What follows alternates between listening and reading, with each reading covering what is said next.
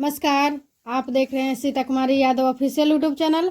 इस चैनल पर आप सभी को बहुत बहुत स्वागत है। तो आज आप लोगों को class 12th biology most important objective question solutions इस वीडियो में देंगे। तो आप लोग वीडियो ध्यानपूर्वक देखिएगा और अंत तक देखिएगा ताकि आप लोगों को अच्छे तरीके से समझ में आ सके और आप लोग एग्जाम में अधिक से अधिक क्वेश्चन बना सकें। तो चलिए देखते रहिए। आज का पहला क्वेश्चन है, एक बीजपत्र में पेबंद लगाना अधिकांशतः असंभव है क्योंकि इनमें अभाव होता है। दोबारा क्वेश्चन पढ़ते हैं, आप लोग थोड़ा समझिएगा। एक बीजपत्र में पेबंद लगाना अधिकांशतः असंभव है क्योंकि इनमें अभाव होता है। इसका सही उत्तर क्या हो जाएगा? कैम्बियम का सही उत्तर क्या हो जाएगा? Option A. अगला क्वेश्चन है एक प्रारूपी पुष्प में प्रायः कितने प्रकार के पुष्प पत्र होते हैं? एक प्रारूपी पुष्प में प्रायः कितने प्रकार के पुष्प पत्र होते हैं? तो एक प्रारूपी पुष्प में प्रायः 4 प्रकार के पुष्प पत्र होते हैं। कितने प्रकार के पुष्प पत्र होते हैं? 4 प्रकार के। तो ऑप्शन ए सही हो जाएगा। अगला क्वेश्चन है, पुष्पी पादपों में लैंगिक जनन में निम्नलिखित में से कौन सा अंग भाग लेते हैं? तो कौन सा अंग भाग लेते हैं? फूल। पुष्पी पादपों में लैंगिक जनन में कौन सा अंग भाग लेते हैं? तो फूल भाग लेते हैं। ऑप्शन ए सही हो जाएगा। अगला क्वेश्चन है, अलग अलग समय पर नर तथा मादा जननांगों की परिपक्वता कहलाती है।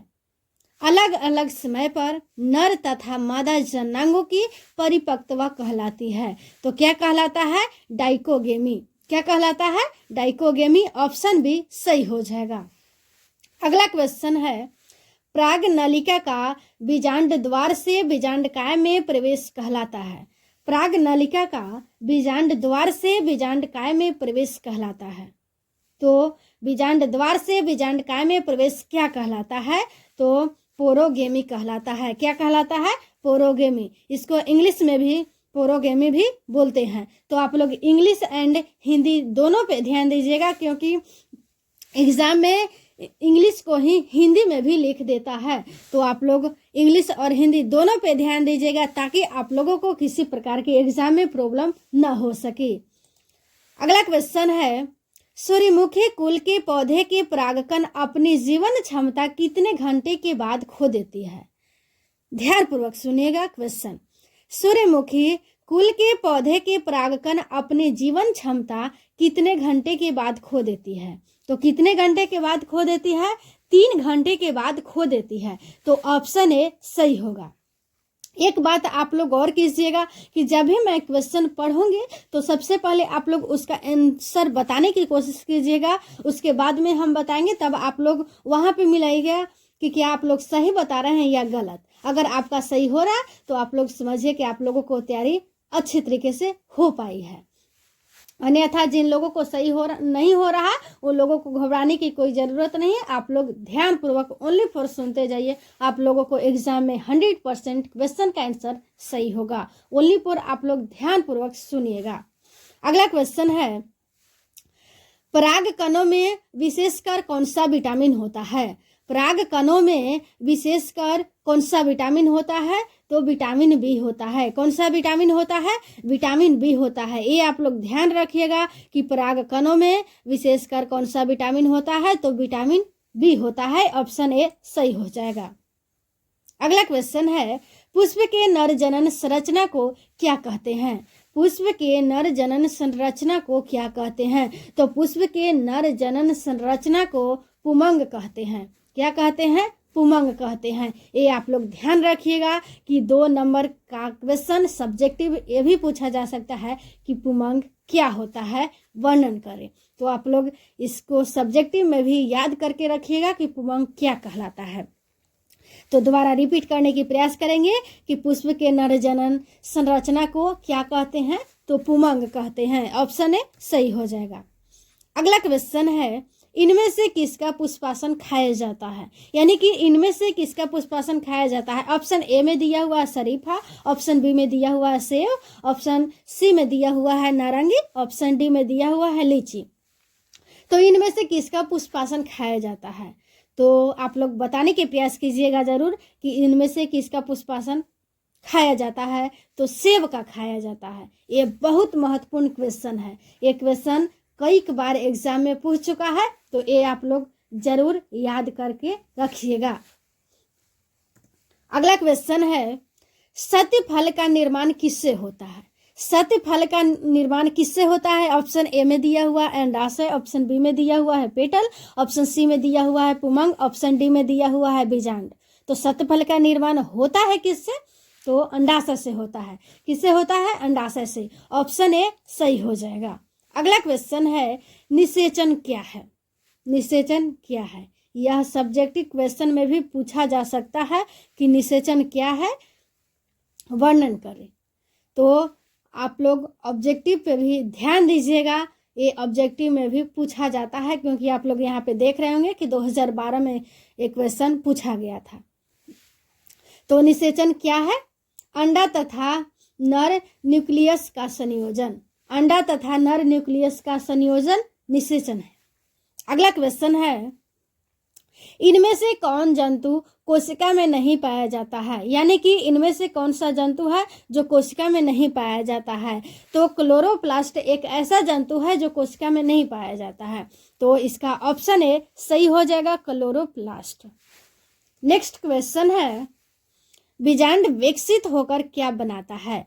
बीजांड विकसित होकर क्या बनाता है। तो ये तो बहुत आसान क्वेश्चन है, ये तो आप लोगों को पता होगा ही कि बीजांड विकसित होकर क्या बनाता है। तो बीजांड विकसित होकर बीज बनाता है। क्या बनाता है, बीज बनाता है। तो ऑप्शन सी सही हो जाएगा। ये भी क्वेश्चन आप लोग देख सकते हैं कि 2016 में पूछा गया क्वेश्चन है।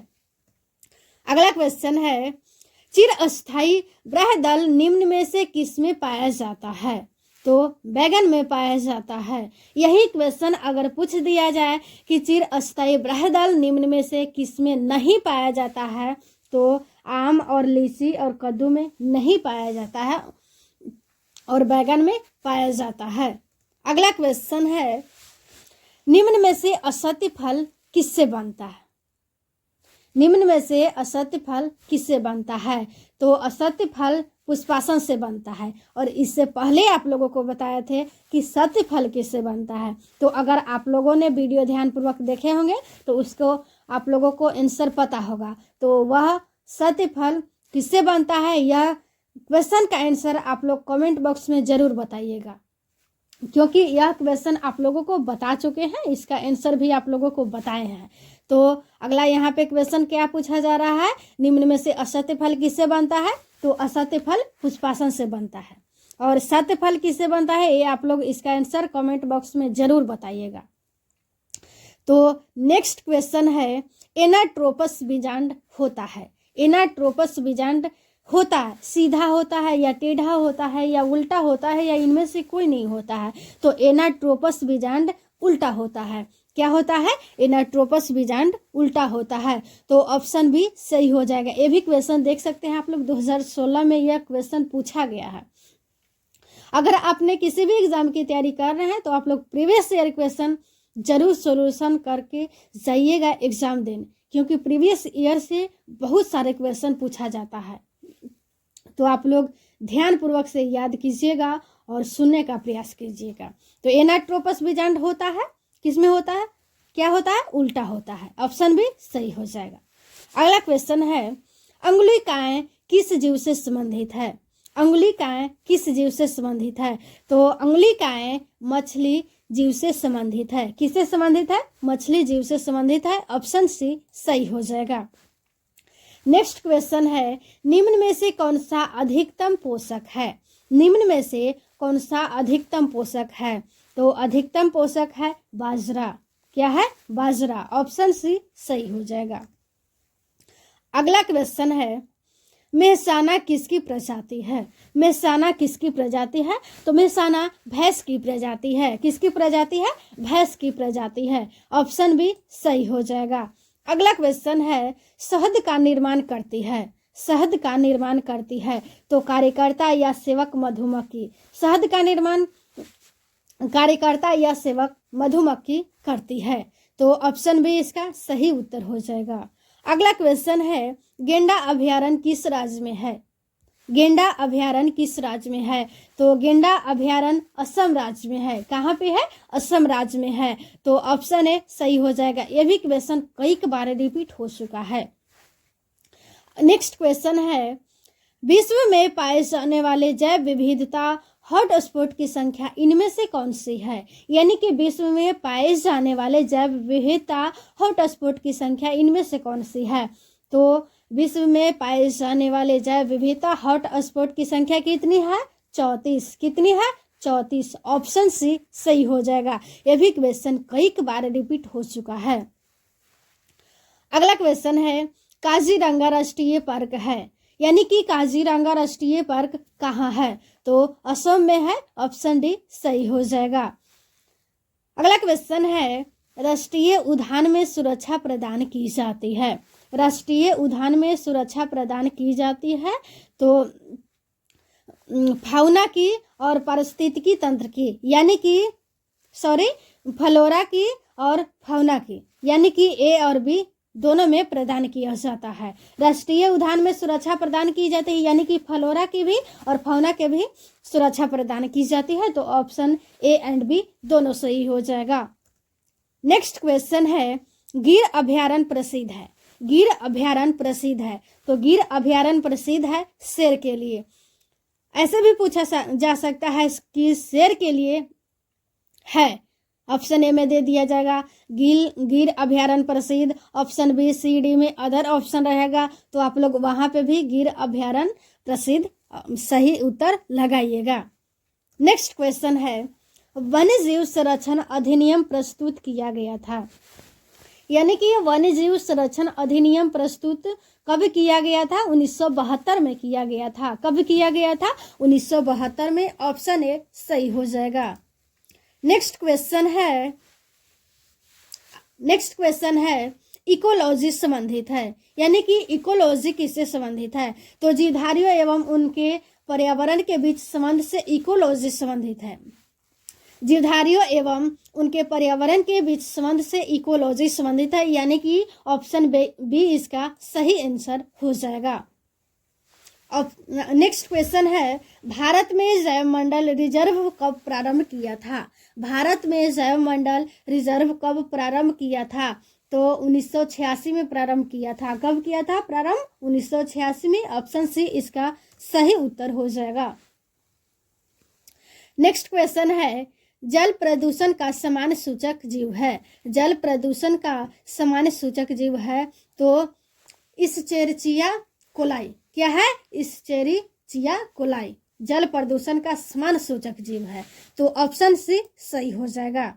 नेक्स्ट क्वेश्चन है, मिनी माटा रोग उत्पन्न होता है, यानी कि मिनी माटा रोग उत्पन्न किससे होता है? तो पारे से प्रदूषित मछलियों के सेवन से मिनी माटा रोग उत्पन्न होता है। मिनी माटा रोग उत्पन्न किससे होता है? पारे से प्रदूषित मछलियों के सेवन से, तो ऑप्शन सी इसका सही उत्तर हो जाएगा। नेक्स्ट क्वेश्चन है, SO2 का प्रदूषण नष्ट करता है, SO2 का प्रदूषण नष्ट करता है तो लाइकेन का SO2 का प्रदूषण नष्ट करता है। तो बायोलॉजी के मोस्ट इम्पोर्टेंट ऑब्जेक्टिव क्वेश्चन का सॉल्यूशन आप लोगों को इस वीडियो में देने के प्रयास किए। तो अगर आपने इस बार 12th की एग्ज़ाम दे रहे हैं तो आप लोग प्रीवियस ईयर पे भी कुछ ध्यान दिया कीजिए, ताकि आप लोग अधिक से अधिक वहाँ पे क्वेश्चन का सही उत्तर लगा सकें। क्योंकि किसी भी एग्ज़ाम की आप लोग तैयारी कर रहे हैं तो वहाँ पे ज़रूर प्रीवियस ईयर से क्वेश्चन पूछा जाता है। तो ये आप लोग ज़रूर माइंड में बात रखिएगा कि प्रीवियस ईयर कंप्लीट सॉल्यूशन वहाँ पे वीडियो के माध्यम से देख ले, या खुद से सॉल्यूशन भी आप लोग खुद से वहाँ पे क्वेश्चन बैंक की सहायता से आप लोग देख सकते हैं। अगर वीडियो से देखना है तो आप लोग वीडियो से भी देखिए, डिवाइस वीडियो देते ही रहेंगे प्रीवियस ईयर का। और मोस्ट इम्पोर्टेंट जो महत्वपूर्ण रहता है, पूछने लायक रहता है, वही आप लोगों को देने का प्रयास करते हैं। और अगर हो सके तो आप लोग क्वेश्चन बैंक खुद से लेकर पढ़ सकते हैं, क्योंकि अब आप लोगों के पास ज़्यादा टाइम नहीं बच चुका है। तो आप लोग कोशिश कीजिए कि अधिक से अधिक पढ़ने पर टाइम दे सके, ताकि अधिक से अधिक नंबर आप लोग स्कोर कर पाएँ। तो आज की वीडियो यहीं तक समाप्त करते हैं। समाप्त करने से पहले आप लोगों को बता दें कि अगर आप लोगों को ये वीडियो अच्छा लगा होगा तो आप लोग वीडियो को लाइक कीजिएगा एवं चैनल को सब्सक्राइब कीजिएगा एवं अधिक से अधिक लोगों तक शेयर कीजिएगा। एंड सरकारी नौकरी से जुड़ी हर एक अपडेट्स पाने के लिए भी प्लीज़ वीडियो को लाइक करें एवं चैनल को सब्सक्राइब करें एवं अधिक से अधिक लोगों तक शेयर करें। धन्यवाद।